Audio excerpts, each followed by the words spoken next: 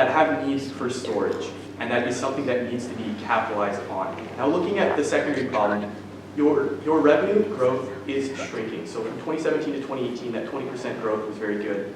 But 2018 to 2019, revenue wasn't increasing. We believe with the big student box, we can not just get revenue to increase, but to increase at a significant margin.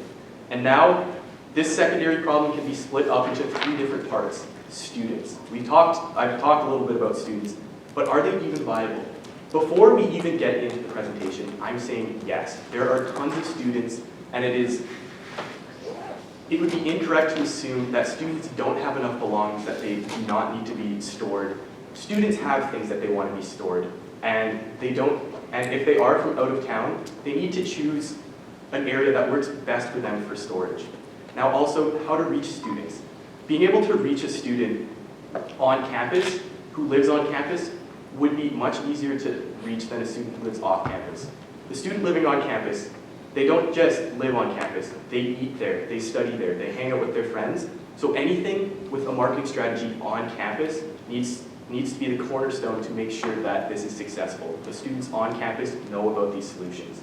Now how do we test? This is perfect. We're at UBCO. It's not a huge school, but it is a school that has impact, and it's a great place to test this. So with Big Student Box, we can see growth to other universities, but testing it out first here at UBCO is a wonderful solution to make sure that testing it out goes okay before we scale it up.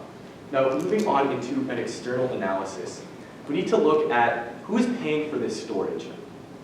We need to see first-year students are 18, 17, 19-year-olds. These are people who are still trying to figure out how to live on their own. They're trying to figure out how to do laundry, how to eat, how to cook for themselves. They're not thinking about storage, and parents might be looking out for these students more, as they may be trying to financially help and want to make sure that their possessions are taken care of as well as them. So we need to be in mind marketing to students as well as parents, because both of these markets need to be marketed to so that this could be successful. Now we look at UBCO, 2,100 beds are at UBCO. This is primarily made up of first-year students, and the unique thing about first-year students is they're living on campus all the way until April. They gather these possessions over 8 months. They've flown out from whatever location, and then they have 4 months where they don't have a lease that starts. They have 4 months where their stuff is in Kelowna, but they don't know where to put it. There's nowhere to put it. They need to find a location that would suit them best. We believe that around 500 students would be renting at a storage locker facility. And then if we extend this also to UBC Van and UFC, there are even more beds at these locations that students will be using. So if we look, our key takeaway is that at these 3 universities, there's over 10,000 students with possessions that need summer storage. So now, when we take a look at this, students typically leave for co-ops, summer internships, or whatever it may be. Regardless of the reason, they typically leave for a term. A term is a 4-month period, and during this period, students will need somewhere cheap, affordable, and somewhere where they can easily store their belongings. So during this period of time, when we take a quick look at our competitors, the smallest options that our competitors typically offer are a 5x5 storage box. And now, when we look at the prices for these competitors, they typically offer it at around a $300 range. So when we look at our competitors, we see that there isn't really any competitive advantage that any of them offer in regards to price. However, at Big Steel Box, you guys are able to offer a competitive advantage in the aspect that you offer an added level of security. So one of the key takeaways from this is that when we look at our analysis here, no competitor is able to offer a competitive advantage over one another. However, at Big Steel Box, you guys are able to cut the cost in order to create a competitive edge over your competition. So when we take a look at our internal analysis, some of the positive things that Big Steel Box is doing is they have a very strong enterprise resource planning system. So this creates an active and friendly interface for students, which is really inviting and welcomes in the student body. And Big Steel Box they offer a lot of programs and sponsorships for the UBCO campus. So there's already a very strong community connection between the students, the campus itself, and all the organizations affiliated with the campus. So when expanding into the student market, Big Steel Box will already have a positive image broadcasted towards the students. And Big Steel Boxes are more secure and they offer more space than any of the other competitors. When we look at Big Steel Box, their biggest container is a 40 by 20 container. No other competitor can offer anything even comparable to this. And we have a lot of room for growth within Canada. We still haven't offered anything, still haven't offered something dedicated towards the student market, and we're still slowly but surely expanding into the Eastern market as well. So right now we're missing out a lot of untapped market spaces, and this is something that we should really look into. But one of the issues here is that for the student market, we're not presenting any clear competitive advantage in regards to the student market. So one of the key takeaways with this is that Big Steel Box, we have a very strong logistic team, and we need to work on penetrating and growth into the new markets. All right, just before we get into our 3 recommendations or 3 proposed strategies, we've defined 5 different decision criteria which each strategy must comply with. So first we have brand recognition. Obviously, this is done by some sort of marketing. So you need people to understand when they see your logo, what exactly you guys do. You want to be thought of as a leader in this industry. When I'm thinking about storage, I want to think about Big Steel Box. Next, we have profit margin. Obviously, whenever you're recommending a new strategy, profit has to be considered. Aligning with your values. So we understand your values, and we believe that the 3 following strategies that we're recommending align quite well with these. We have provides a unique competitive advantage. So as he just mentioned, a lot of the price points are very similar. So we believe that we found a strategy that actually undercuts everyone else and actually gives us another competitive advantage, being cost.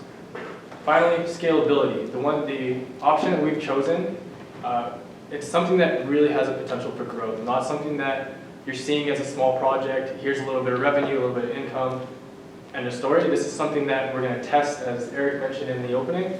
We test it here, and then we might move it to other universities as long as it goes well. So our first alternative is Refer a Friend program.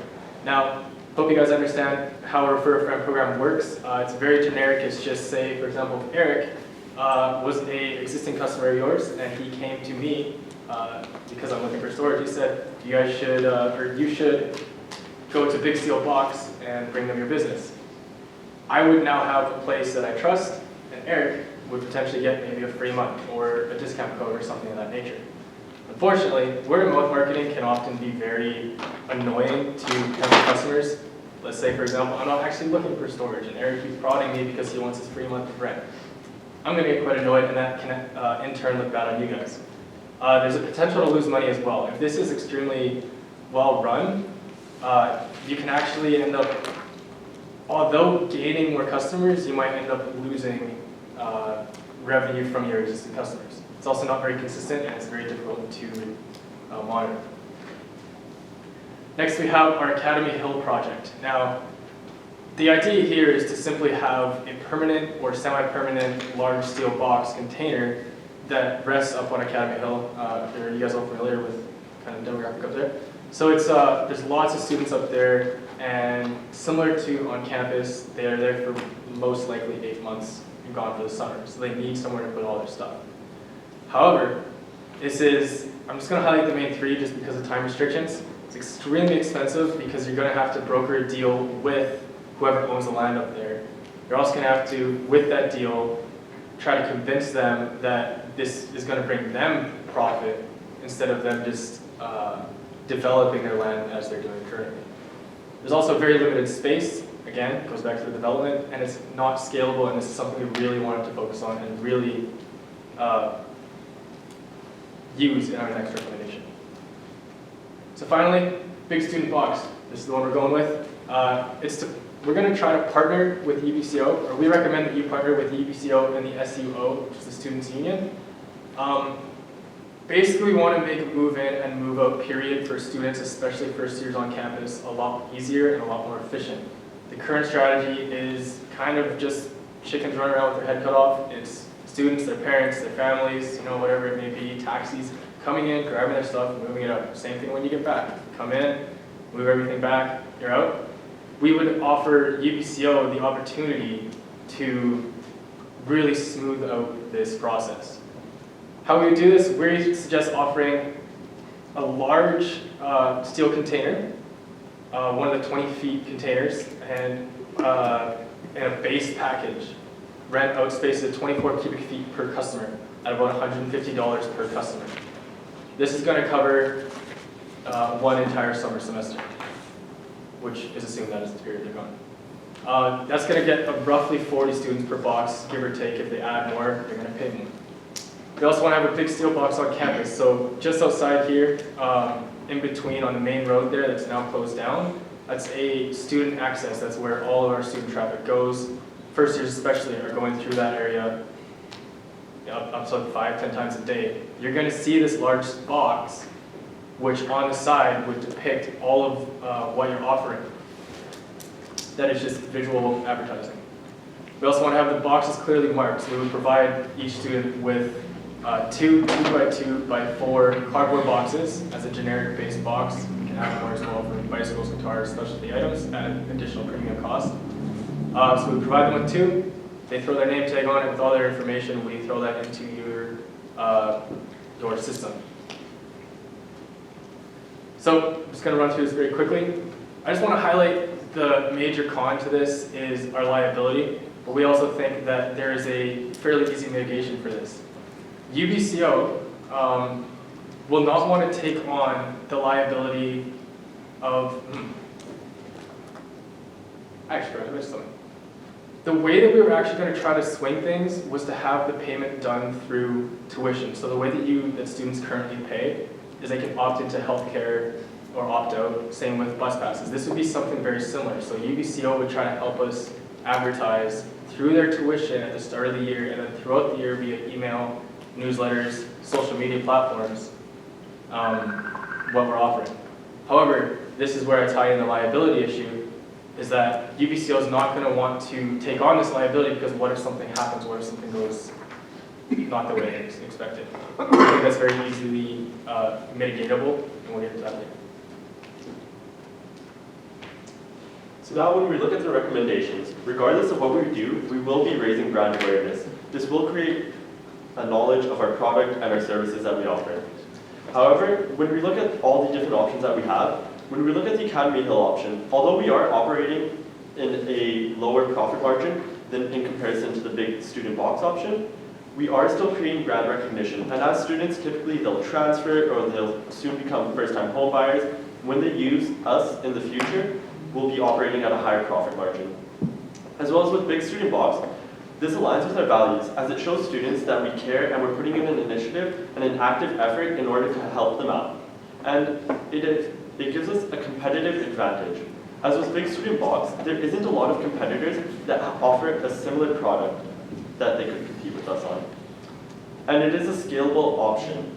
With Academy Hill, we're limited to just Academy Hill. But with big student box, we're looking at all kinds of universities. So this would allow us to go to a UBC Van or a U of C or a lot of different universities in comparison to just being limited to Academy Hill. All right, so with our recommendation, we've created an implementation plan that we strongly believe will be able to allow allow Big Steel Box to target those student markets as early as April 2021. So we've created about 3 phases here, which are marketing, viability, and fine-tuning, which we believe will allow Big Steel Box to work out the kinks and get things going as soon as possible, as efficiently as possible, and even scale that up upwards so that we can replicate this framework and this business model at other universities. So let's get into it. So our first one right here, we're starting right now today in October 2019. So our big thing for us is that we want to make sure that we're partnering with the UBC and the student union. So what that means is, like Wesley was saying earlier, is that we want to get these kids, these students, to pay for these steel boxes and reserve their spaces with their tuition. Because not only will that allow us to create a master list and get a better idea of how many people are reserving these student spaces, but it will also allow us to validate Big Student Box, because these students are going to see that UBC is putting their trust into Big Student Box, so they know that their things will be safe and it will be back for them when they come back for them in September. So from now until December, Big Student Box will be creating a plan in order to pitch this idea to them. And then in January 2020, that's when we're hoping to actually get this partnership solidified and ready to go. So another thing for us right now is that we're really looking forward towards marketing to these students so they know exactly what's going to be going on next year when this plan gets implemented. So that means visual marketing for the students and the parents. That means Instagram ads, Facebook ads, Google ads, things that students are centralized around so that they recognize Big Steel Box right away. That also means creating showcases for places where the parents and students come together, like the UBC destination in 2020. As well as there's also some other ones in September, like UBC Create and Kickstart, which are places where a lot of students, a lot of new students as well, who may not have heard of this option or may not have heard of Big Steel Box before, will be able to get to see exactly what we're about. So from December 2020 up until January 2021, we want to give students the option to be able to choose and reserve their spaces. So that means, because we are offering 24 cubic feet of space per student. So that means that students will allow to say, yes, this works for them. Or if, say, they have some larger items like golf clubs, a bike, snowboard, whatever, they are allowed to reserve this spot as well for an extra price. So again, just to reiterate, it is $150 per student. But what we're talking about here is, if we're targeting UBCO on a 3-point analysis that we did, that means a mean of around 500 students with $150 each. So from January, these students will be able to reserve their spaces. That's the deadline. And in March 2021, they'll work out the Big Steel Box will work out the logistics in order to get this figured out. So by come April, everything will be going smoothly. So all Big Steel Box has to do is drop off the boxes. The student union will be able to help out and organize the boxes for Big Steel. And then once they're all locked up, Big Steel just has to come, pick up the boxes, and keep them there until September of 2021. So the next phase, finally, Big Steel will be working out things to make sure that all the fine-tuning is done. So making sure everything goes more efficiently, what happened wrong the year before, things that we can do better, so that when we want to replicate this idea to other universities, we can get it done as quick as possible. And while all that's happening as well, again, the current UBCO model is going on. So these are our key performance indicators. Fortunately for time, I'll let you take a look at them, but we will be moving on to the risk mitigation. So there are a few risks going on with this. For example, what happens when a customer doesn't pick up their stuff? Okay. Just a good way, we understand that Big Steel Box has a very big dedication to the community, so a good way to mitigate this was just make the students understand that if they don't pick up their stuff within a current period of time, then their stuff will be donated to people who may need it more. And then another example of a risk would be failure to establish the university partnership. So to mitigate this would be just accept that happens. Perhaps we won't be able to have the students pay through their tuition, so we just have to make sure that we market ourselves better so that when it's time for us to drop off those boxes, they'll be able to. So I just want to say, we really strongly believe that the Big Student Box is going to be the perfect recommendation to not only have sustainable growth for the future and create a great market share for Big Student Box. Thank you.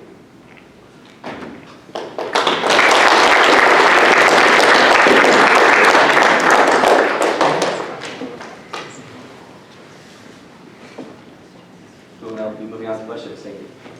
All right, so two-part question. How do we deal with, one, the liability, and two, the logistics of several dozen students sharing one Big Steel Box? So I think I can answer the logistics question first. So going back to what we were having about that whole tuition thing. So ideally, what Big Steel Box has right now is an awesome ERP system. So students would be able to either sign up through that or sign up through their Student Service Center online to reserve those spaces. So that means that we'll have an online master list of all the students who are requesting a space. So from there, what we'll be able to do is break down, let's say on April 18th, maybe, that's the day that students are putting their stuff into the boxes. The student union will be able to say the first 50 students from this master list have to show up by 9 a.m. And the student union will be able to compartmentalize and organize these boxes very smoothly. And quick follow-up to that. So say someone, oh shucks, I accidentally left my passport in my box, and they discovered this in June or July when everything's packed away. Then what do we do? So that's when we'd be charging a convenience fee. So we'd be wanting to set up some contracts as well. So they need to understand that their possessions are being stored away for 4 months. Because if you're flying back to Toronto, most likely you're not going to be coming back to Kelowna for a day or two to get all your stuff and bring it back. You're not going to be accessing this storage locker. So if they find that they have a passport or life-sustaining therapy or something that they need, the convenience fee will be charged so that we would go into the container, find what we need to find, and then carefully put everything back into place. Thank you. My question is regarding the competitive advantage that you guys had stated. So, correct me if I'm wrong, but the success of this implementation is somewhat predicated on the fact that you will be gaining competitive advantage in the cost structure area. So my question is now, if there will be a significant portion of students who are having this service paid for by their parents, how much or how important is the cost to the parents who are typically in a much better financial position and have a much steadier income than the students? I think the big thing as well, like at least for me, when I came into my first year, I didn't have a car. My parents, they dropped me off at school and they're like, see you later. So for me, the biggest thing is convenience. When you go and you're trying to find a storage space here in Kelowna, what you're looking at are places that are around $300, and these aren't right on campus. Some of these are even all the way in West Kelowna. So, and that might be for one of the cheaper versions. So for me, for someone who doesn't have a car, and when I'm back in September and I need to get all my stuff back, or when I'm in April when I need to drop it off, having the convenience there is really awesome. And that's one of the big things for us, I think parents are going to understand, is that I think they're going to appreciate a lower cost as well as that convenience for their kid. Okay. My question is somewhat based off the first question on the convenience side of things. What if a student, has a snowboard or some golf clubs or something, and it's not just a convenience charge, and they actually want access on a weekly basis? How would you sort of counteract that? So this is more of we're basing this idea around summer where they're going to be absent. They're not going to be here. The whole idea is that in a contract, you're not going to have access to this box. So you're only going to leave the things that you don't require, ideally. Obviously things happen as we talked about with passports, medication, things like that. This service isn't something we would necessarily try to tailor towards a golfer who wants to have access to them on Friday, Saturday, Sundays. Cool. Okay. Do you have any sort of visuals on what the box would look like, or anything like that? Like the inside, how do you prevent theft? How do the locks work? Is it an electric lock, or is it just a shared space? So in terms of, I'm going to answer the lock first. We haven't looked too much into this. It was something that we were considering, and we would get back to it later when we really dive into things, how everything's going to function. Actually, I totally forgot the first part of the question. It's like on the theft side of things, like if it's just an open space, like any student can sort of go in there and take stuff, right? How do you sort of counteract that? Do they all have their own sort of locked sort of section, or is it just an open sort of shelves? So the idea is that you would just use your standard container that is the 20-foot long one. You bring it to the campus, they bring you their possessions, it is loaded, you take it back to your storage facility, and it is left there for the 4 months, unless emergency requires that you get into it. The only people with access to these lockers are your own employees. I guess my question is kind of similar to the whole liability, theft, all that thing. Obviously, you'll have a contract set up, but say there's a bunch of boxes and they're cardboard, and it gets back to the school after the summer, and there are bed bugs in every single one of boxes because one of them had it and it spread. Big steel box, not liable. The school's probably not going to be liable for that, or they're going to try to not be. How do you kind of mitigate that liability around what stuff is going inside? Obviously you have a contract, but is there any way to improve that further just so the relationship doesn't get damaged by things like that happening? So currently, we have not looked into that solution, but we will be able to provide you at a later date if you so wish. No worries. Good. I asked all the questions last time, and when did you guys come? I'm good as well, yeah. Yeah.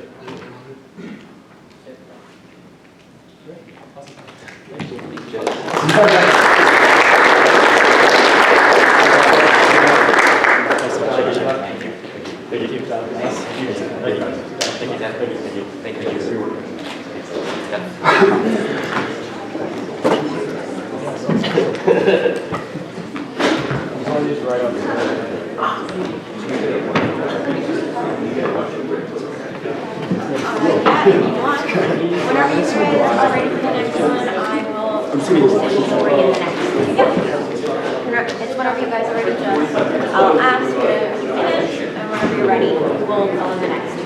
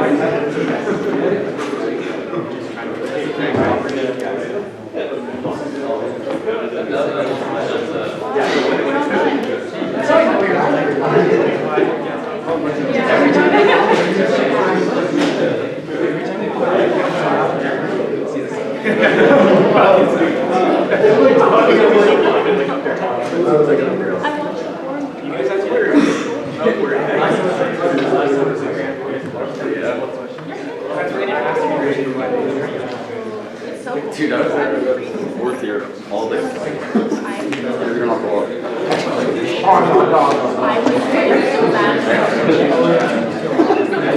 Two months.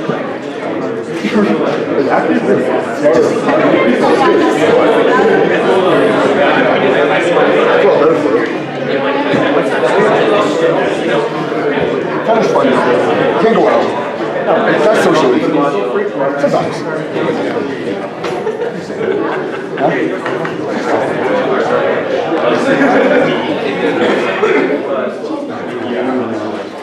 I'm waiting at the end. Really? Honestly, couldn't tell.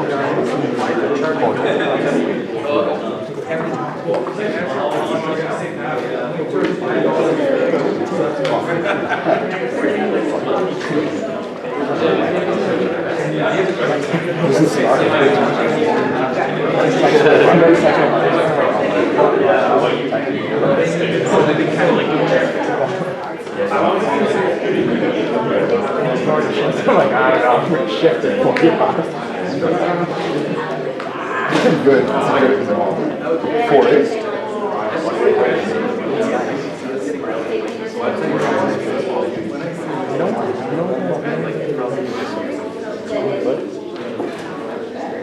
Didn't get a chance to introduce myself. Yeah. Nice to meet you. Hey, I'm Eric. Nice to meet you. Thanks for being here today. So what is? Fun. What are you doing? Well, I'm a 2-year veteran of our JDC West team, Oh, and cool. I just